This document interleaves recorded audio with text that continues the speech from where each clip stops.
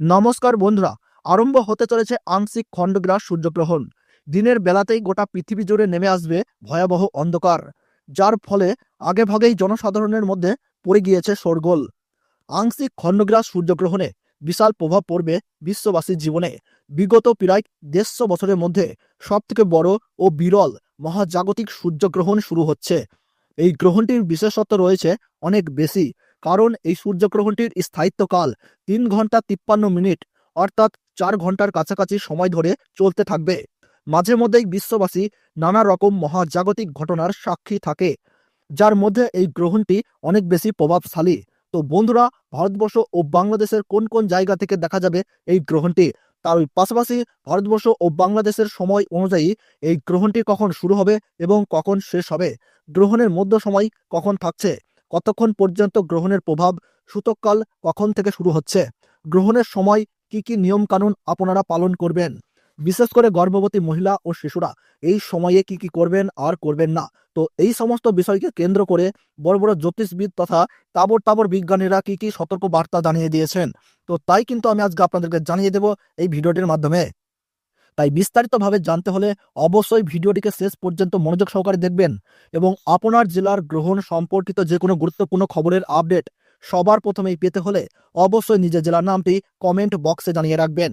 ভিডিওটি ভালো লাগলে ছোট্ট একটি লাইক দিয়ে উৎসাহিত করবেন এবং চ্যানেলটিকে সাবস্ক্রাইব করে পাশে থাকা বেল বাটনটি অল করে রেখে দেবেন, যাতে পরবর্তী ভিডিওর আপডেট সবার প্রথমেই পেয়ে যেতে পারেন। এই আংশিক খণ্ডগ্রাস গ্রহণটিকে নিয়ে ইতিমধ্যেই মানুষের মধ্যে নানান কৌতূহলের শেষ নেই। আংশিক খণ্ডগ্রাস হওয়ার কারণে সূর্য কিন্তু ঢেকে যাবে, অর্থাৎ দিনের বেলাতেই কিন্তু নেমে আসবে রাতের ছায়া। পৃথিবীর সমস্ত জায়গা জুড়ে আকাশে দেখা যাবে চাঁদ ও তারা। জ্যোতিষ শাস্ত্রের মতে এই আংশিক খণ্ডগ্রাস সূর্যগ্রহণে গর্ভবতী মায়েদের পাশাপাশি শিশুদের জীবনেও কিন্তু পড়বে ভয়ঙ্কর প্রভাব, এবং সেই প্রভাব থেকে বাঁচতে হলে সকলকেই কিন্তু নানা বিধিনিষেধ মেনে চলতে হবে। তার ওই পাশাপাশি আপনারা কিন্তু এই সময় কোনোভাবেই আতঙ্কিত হবেন না। ফাঁকা স্থান বা শ্মশান বা দূষিত জায়গা থেকে দূরে থাকবেন। গ্রহণের সময় ছুরি, কাঁচি বা ধারালো কিছু জিনিস দিয়ে কোনো কিছু কাটাকাটি করবেন না।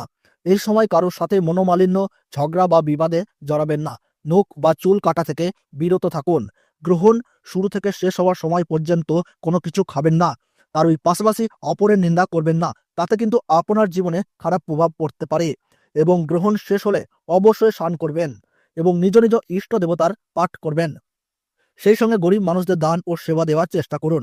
পারলে পশু পাখিদেরকেও খাবার দিয়ে তাদের সেবা করুন, তাতে এই গ্রহণের অশুভ প্রভাব থেকে রক্ষা পেয়ে সফলতা পাবেন।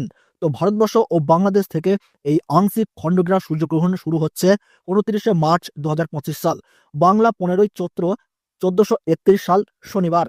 ভারতবর্ষের সঠিক সময়সূচি অনুসারে এই আংশিক খণ্ডগ্রাস সূর্যগ্রহণ শুরু হচ্ছে দুপুর 2:21 এবং গ্রহণ সমাপ্ত হচ্ছে সন্ধ্যা 6:14 এবং গ্রহণের মধ্য সময় থাকছে বিকেল 4:17 এবং বাংলাদেশের সঠিক সময়সূচি অনুসারে এই আংশিক খণ্ডগ্রাস সূর্যগ্রহণ শুরু হচ্ছে দুপুর 2:51 এবং গ্রহণ পুরোপুরিভাবে সমাপ্ত হচ্ছে সন্ধ্যা 6:44 এবং গ্রহণের মধ্য সময় থাকছে বিকেল 4:47।